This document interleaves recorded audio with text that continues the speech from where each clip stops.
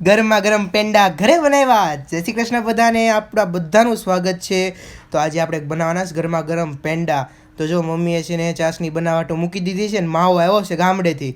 મેં તમને આગળના વ્લોગમાં કીધેલું જ છે કે જ્યાં લગીને માવો છે ને ત્યાં લગીને આખા ઘરમાં બધું માવાની વસ્તુ બનતી રહે। તો મસ્તનો માવો શેકાઈ ગયો તો, નાખી દીધો તો ચાસણીમાં, અને જો માવો આખો ઓગળીને મેલ્ટ થઈ ગયો હતો।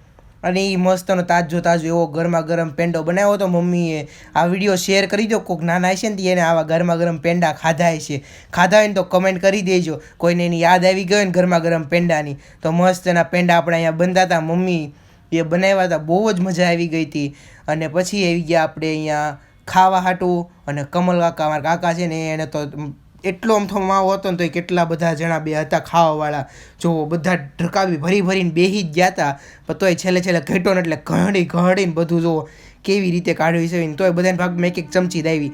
તો તમને આ વિડીયો કેવો લાગ્યો, ગમ્યો હોય તો સબસ્ક્રાઈબ કરી દેજો। આવજો, જય શ્રી કૃષ્ણ, બાય બાય।